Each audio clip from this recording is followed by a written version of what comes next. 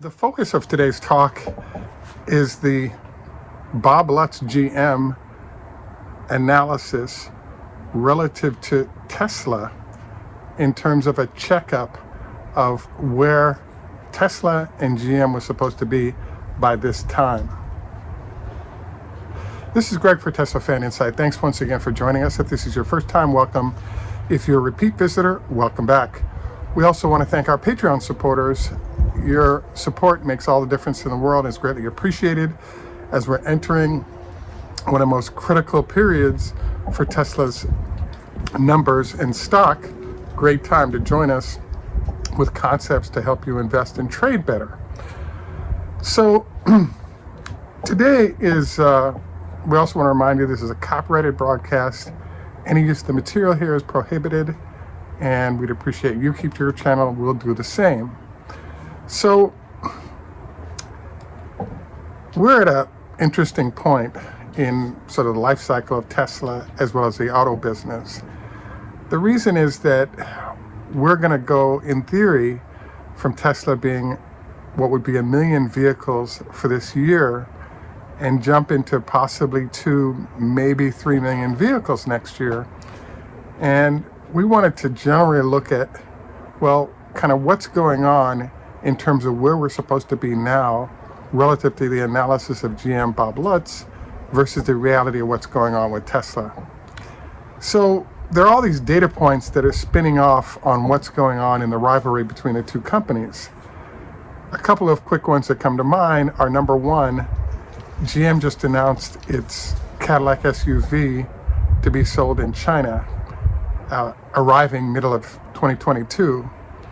The problem that's popped up, or in my mind, is that the pre-orders for that vehicle are 5,000 deep currently.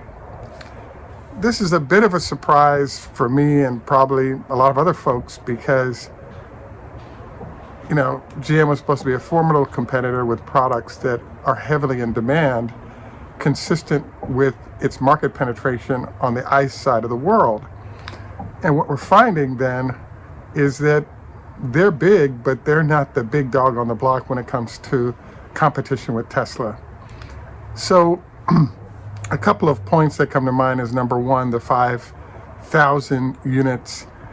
And GM does have somewhat of a competitive advantage when it comes to selling in China because they were required to have a Chinese partner when they entered the country.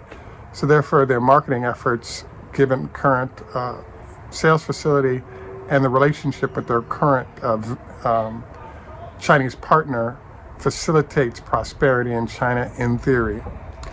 That 5,000 number is attractive, but the problem with that is that the factory for Tesla in Shanghai is at approximately 3,000 vehicles a day or something of that sort. And the number of vehicles that are sort of ordered for GM are extremely light given the size of the marketplace and when you compare how Tesla is doing in the environment. So this is one data point. Another data point is that Bob Lutz had made the comment that if you want to compete with Tesla, all you have to do is give people the range that they'd like, and it would be no problem to defeat Tesla. Now, you'll recall that one of his recommendations was simply put double the size of battery, which GM just introduced their Hummer with a giant battery pack. And so they seem to have delivered on better range than they were delivering in vehicle products. But this is an interesting problem when you do that, and that is that for about 200 miles, 220 miles, the cost of that pack is somewhere around $40,000, and then you build the car up from there. When they double the size of the battery pack for the Hummer, we now have an interesting problem because you're now at $150,000 for that vehicle, and the percentage of the marketplace that can actually afford to buy that vehicle is actually very small. So the sweet spot for the auto industry is 30,000 and below is where you get your highest numbers, which is basically where Tesla is focused.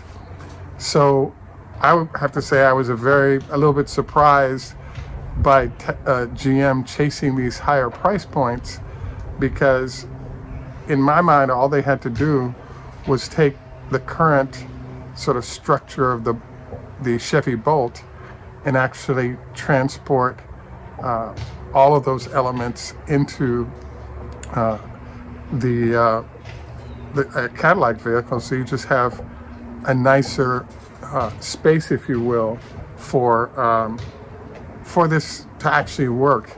And so my answer to that whole thing is that ain't working. So the answer to sort of where Bob Lutz analyzed that we would be right now is that Bob indicated that by now we're supposed to have 100 different product offerings from the major OEMs around the world. The challenge with that is, yes, they have product offerings, but the challenge they have is they're having difficulty with semi-chips, they're having difficulty with battery supplies, they're having difficulty with a solution that works, especially in light of the fact that they don't have their own charging facilities. So we're now in an interesting position where I think we're on the verge of perhaps a tipping point that allows Tesla to truly bury competitors as they introduce the new factories and they're able to continue to grow market share of all autos and really continue to dominate what's going on when it comes to EVs. One of the analytical points that Bob had shared was that there'd be a situation where GM and others would simply buy the supply chain. They would go to all the suppliers that were currently out there and basically outbid Tesla for that solution. So what happened to this? Well, number one, Tesla actually does, as we've learned from our friends Sandy Monroe, Tesla is pushing towards 90% vertical integration. And the only competitor that's up in that realm is actually Toyota. So now we have an interesting situation where, yes, Bob could have bought the supply chain so they could wipe Tesla out from that angle. But the problem they've run into is that there wasn't a supply chain to buy, because most of what Tesla's doing or going on in this field is sort of being invented and then refined to be delivered to the marketplace. So this has created a problem where, yes, GM and others can buy the supply chain, but the supply chain doesn't exist. And so therefore, they've had to sort of reverse engineer and become part of the solution of delivering the supply chain that didn't exist for them to buy. Hence, GM actually co-building the first battery plant with LG.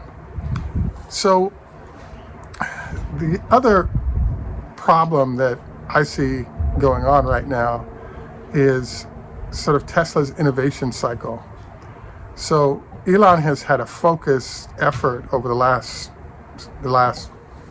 since day one, but recently he's entered into something in Silicon Valley that's called eating your young. So I was concerned that this would end up becoming a big problem for the auto companies. And it's kind of illustrated by an example that pops to mind regarding Hewlett-Packard. So the original giant company in Silicon Valley that really defined the valley and created a lot of the engineers that are winning like crazy was this whole idea of eating your young. So if you recall, the biggest product for Hewlett-Packard was at the beginning of the 70s when there was a calculator called the 12C. You'll recall that there was a little bit of a transition that occurred where Hewlett-Packard went from making the 12C, and it was one of their biggest sellers, to all of a sudden, you notice that the 12C disappeared from their product line over a 3 to 5 year period. Why was that? A company called Texas Instruments was able to put all the functionality of that calculator on one chip. So the high prices Hewlett-Packard were able to charge for what was considered one of the best engineering calculators out there, they weren't able to do it anymore simply because all of the components of that calculator were replicated by one chip, and all of a sudden it commoditized that industry and sort of wiped out other HP competitors they were expecting to sell at those higher price points. So I kind of bring this up because as we come back to automobiles, what we're starting to see Tesla engage in is a number of behaviors designed to, if you will, roll the auto industry into the same sort of innovation. So the IDRA machine allows you to combine multiple parts into two sort of sections, front and rear. And as you're putting together the car with robots, the number of parts starts to drop dramatically. This helps you reduce costs. This helps you in a myriad of ways that are pretty awesome in terms of the value proposition that occurs. But overall, where we've arrived at right now is that Tesla is able to put a car together in half the time of the folks over at VW, as one example. So the problem that's coming up right now is, yes, Bob predicted that Tesla would be wiped out by this sort of sheer force of the largest OEMs globally. The problem, though, is not only do they have this huge issue with the dearth of a supply chain, they also have a moving target for that supply chain. The 4680 in particular comes to mind that is being introduced, and a lot of the reasons why it's going to revolutionize aren't clearly known because nobody's had a chance to reverse engineer to clearly understand all the benefits. But in essence, Elon is currently chasing a $25,000 vehicle that still has a 30 to 40% margin on it. And if he achieves this, I think it threatens the existence of a lot of other companies whose overall costs are easily double what Tesla's are.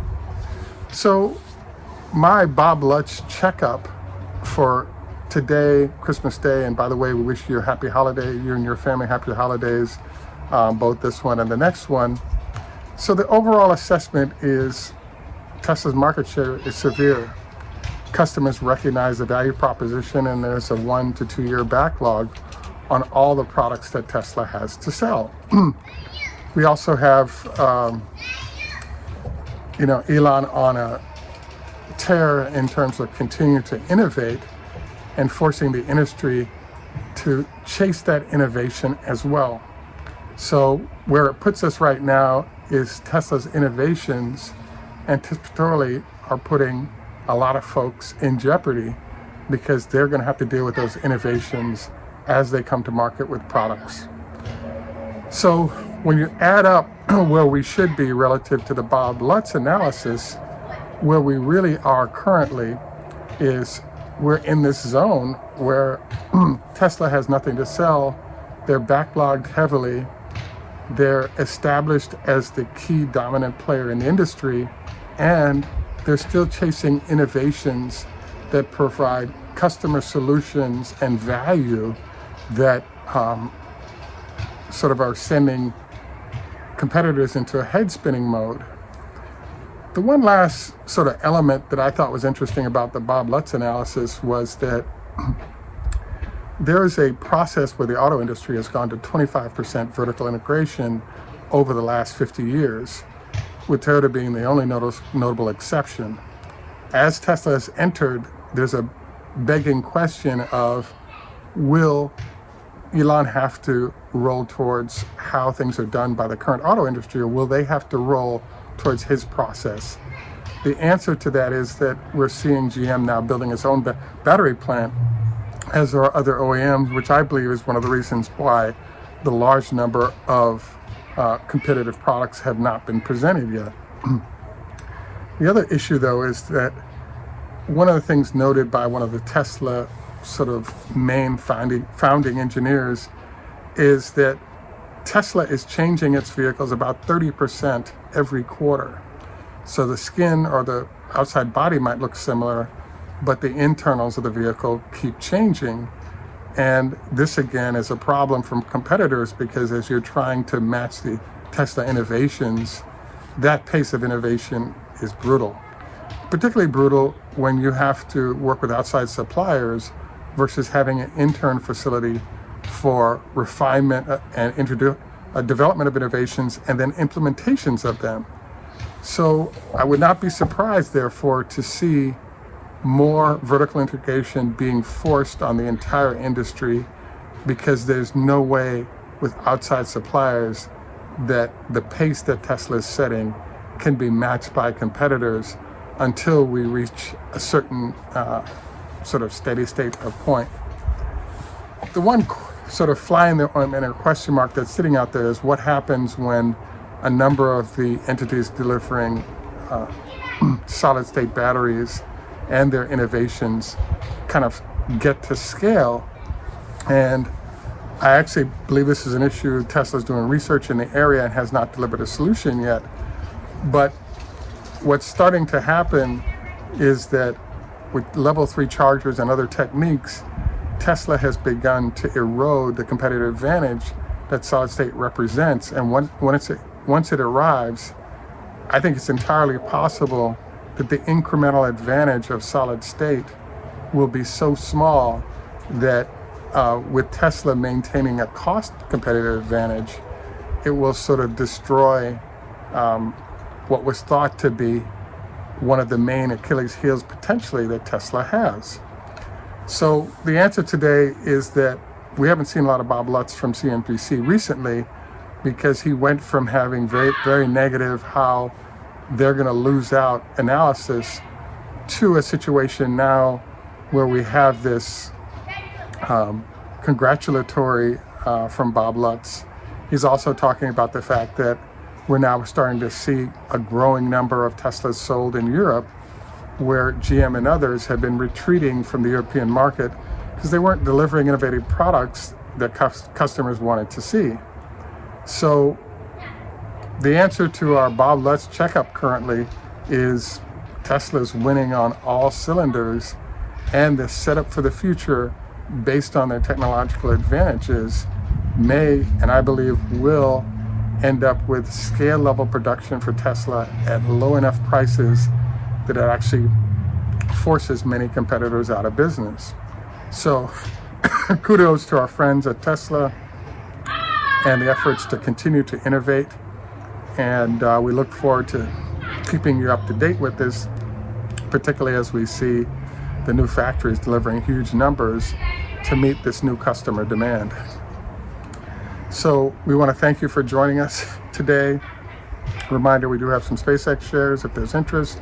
We also want to thank you for your support throughout the year. We look forward to your constructive comments on this. Our health tip today, as a reminder, is prior to lovemaking, don't forget no more than a salad to minimize the impact of all that food on your ability to be the blood flow away from your stomach to other extremities.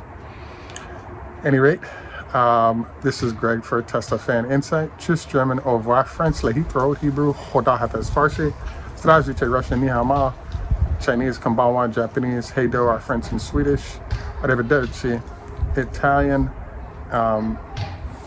Asante, Swahili, Salam, our friends that are Muslim, Namaste, Hindi, and in Jamaica we say, Enough respect, walk good man. Thanks for joining us. Have a great day, and bye for now, and happy holidays once again.